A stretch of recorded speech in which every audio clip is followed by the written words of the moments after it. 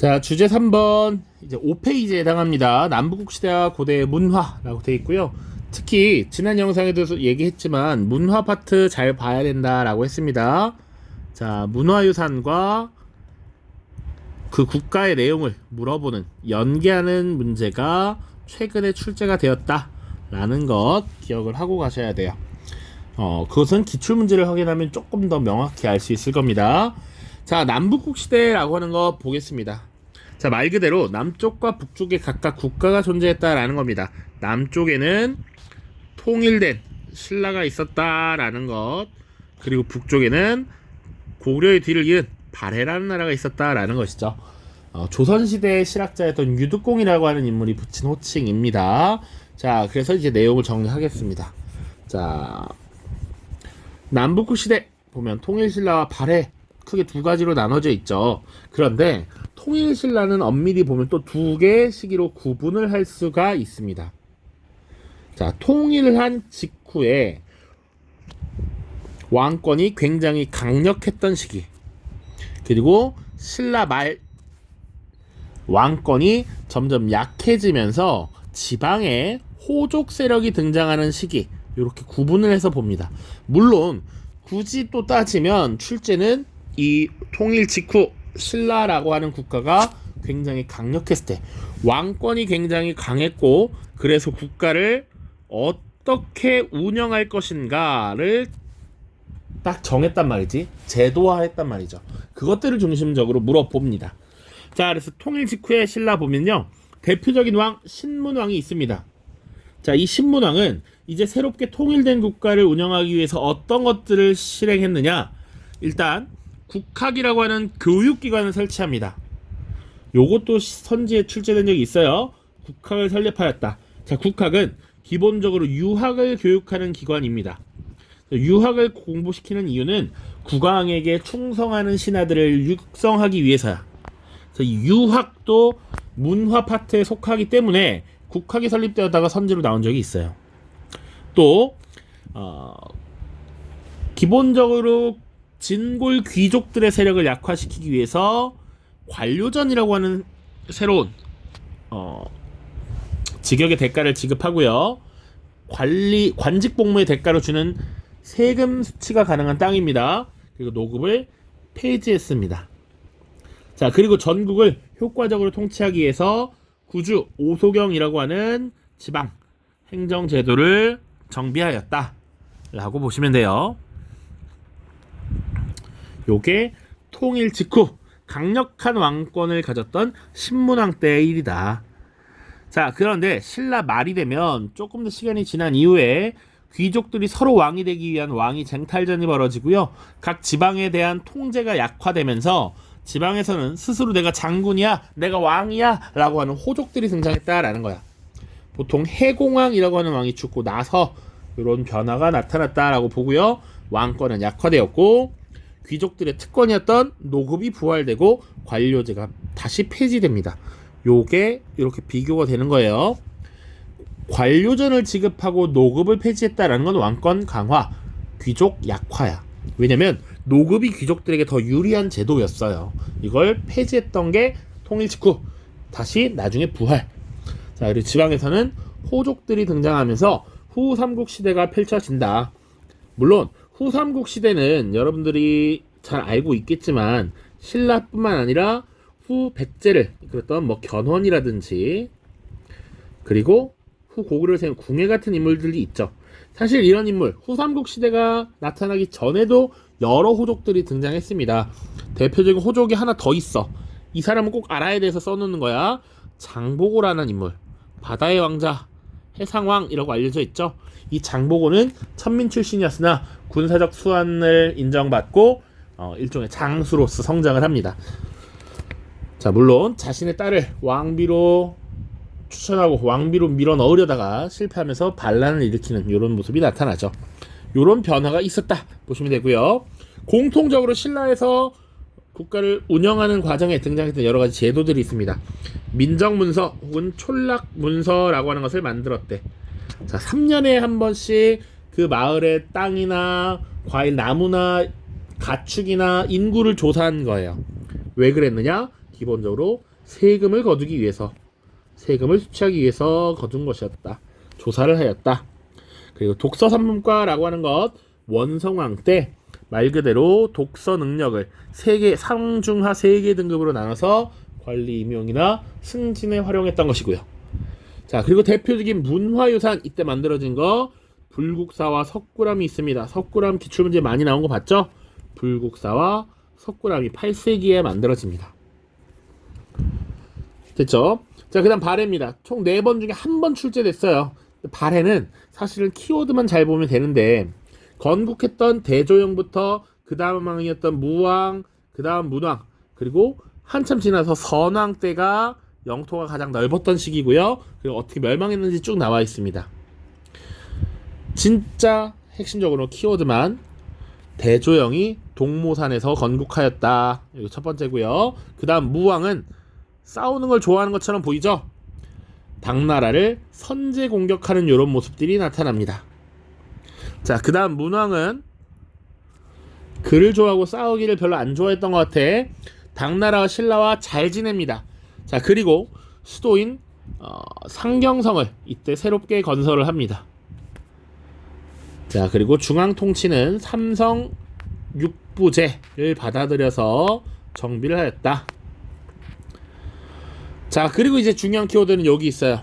상경성 하나 중요하고, 선왕 때 최대 영토를 확보하면서 당시 해동성국이라 불렸다 라고 하는 거 나올 수 있고요. 넓은 영토를 가졌기 때문에 전국을 5경 15부 62주로 나누어서 설치하고 이를 다스렸다. 나중에 거란족이 세운 요나라의 공격을 받아서 멸망하였다. 요런 정도 기억하시면 됩니다. 자, 그리고 나중에 혹시 고려시대와 연계해서 발해의 마지막 세자였던 대광현이라고 하는 인물이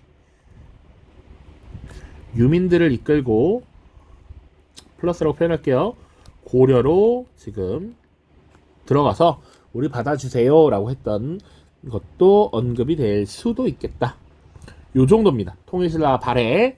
자, 문화유산 볼 텐데요. 문화유산도 되게 다양하게 많습니다만, 이거 하면, 이 문화유산 하면 이 나라구나 정도만 알면 돼요.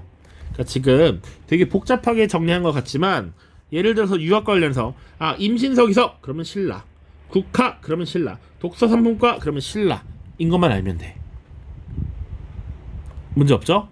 그리고 사실은 색칠된 거 위주로 주로 보면 돼. 앞선 내용들도 다 그렇지만 문화유산은 특히 색칠된 것들을 중심으로 보면 될 것 같습니다.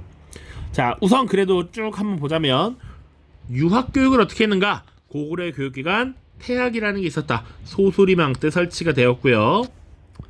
백제는 교육은 나와 있지 않습니다. 물론 오경 박사를 파견해서 교육을 담당하였다 이런 내용들은 있어요.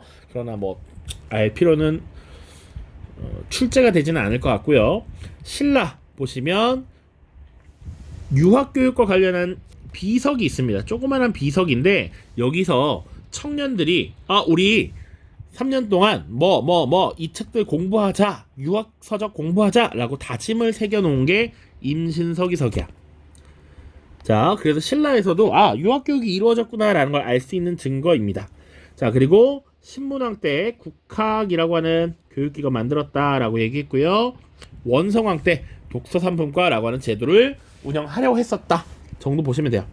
그리고 발해 교육기관으로서 주자감이 있었네 정도. 자, 그리고 이런 유학적 사상을 바탕으로 역사서가 편찬되는데, 고구려에는 물론 유기라고 하는 것 나오지 않을 거니까 쓰지 않겠습니다. 유기라는 책 100권을 만들었다. 그리고 나중에 신집 5권으로 이문진이라고 하는 인물이 정리했다 이런 게 나오지만 언급되기 어렵고요. 그나마 좀 언급될 수 있는 거, 근초고왕 때 박사 고흥을 시켜서 서기라고 하는 역사서를 편찬했다. 진흥왕 때 거칠부를 시켜서 국사라는 역사서를 편찬했다 정도 있고요. 불교와 관련해서 조금만 보자면, 각각 불교가 어느 왕 때 수용되었는지는 그냥 보시고요. 문화유산 중심으로 봐야 돼. 백제 문화유산 미륵사, 그리고 미륵사지 석탑 있죠. 요거 이거 나오면 백제구나 라는 거 알아야 됩니다. 자, 신라 황룡사라고 하는 것, 그리고 황룡사의 구충목탑, 요것도 신라의 문화유산이구나 정도는 알아야 된다는 얘기야. 자, 그리고 또 봐야 되는 건 이제 불교, 통일 이후의 신라의 불교입니다. 요 특징 반드시 기억해 두세요. 불교의 대중화. 불교라는 게 그동안 왕실이나 귀족들 중심으로 널리 퍼지다가 이제 민중들도, 대중들도 불교를 알고 믿게 되었다라는 겁니다. 이 불교의 대중화를 이끌었던 두 명의 인물이 유명하죠. 원효와 의상입니다. 자, 그래서 팀이 생각하기엔 이제 원효나 의상을 개별적으로 묻기는 어려울 것 같고요. 원효나 의상의 활동을 주고 이런 활동들을 주제로 한 탐구 활동으로 적절한 것은 통일신라 시기 불교의 대중화, 뭐 이런 식으로 언급이 될 수 있을 것 같아요.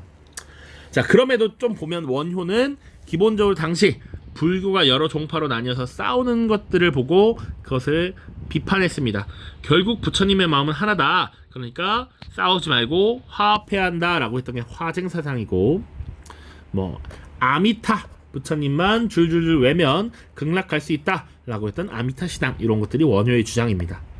자, 의상은 중국에서 화엄정을 공부해왔고요. 부석사나 낙산사 같은 사찰들을 건축했습니다. 자, 그리고 관음 신앙이라는 것을 주장했어요. 관음 신앙. 그리고 해초라고 하는 인물이 성지순례를 다녀와서 왕호천축국전이라고 하는 책을 썼다. 그리고 하나 더, 기출선지에서 이미 많이 봤던 석굴암 본존불상이 이때 만들어졌다. 불교 관련 문화유산이니까요. 자, 그리고 발해 이불병저상이라는 거 있구나. 이거 발해 거. 이 문화유산 나오면 발해구나 정도 아시면 돼요. 자, 그 외엔 뭐가 있느냐? 고구려의 사신도입니다. 밑에 그림이 다 있습니다. 사신도, 강서대명의 사신도입니다. 도교와 관련된 문화유산인데, 고구려의 고분들, 옛날 무덤들에 많이 나타나더라. 자, 무령왕릉, 그리고 금동대학로. 특히 금동대학로 기출 많이 됐습니다. 금동대학로 유명해서 안 넣었어요. 자, 밑에 사진 보면 익산 미륵사지석탑, 이거 백제야. 정리 한 번 더. 강서대명 사신도, 요거 고구려고요. 백제, 익산 미륵사지석탑, 백제. 임신서기석, 신라의 청년들이 유교 경전을 공부하자라고 다짐한 거. 석굴암 본존불, 신라고요. 이불, 병좌상. 두 명의 부처님이 나란히 병렬에서 앉아있다라는 얘기입니다. 발해입니다. 발해. 사진도 한번 기억해두자. 백제 금동대학로는 뭐 요런 모양으로 생긴 거 알죠? 기출문제에 있으니까 한번 기출문제에서 보도록 합시다.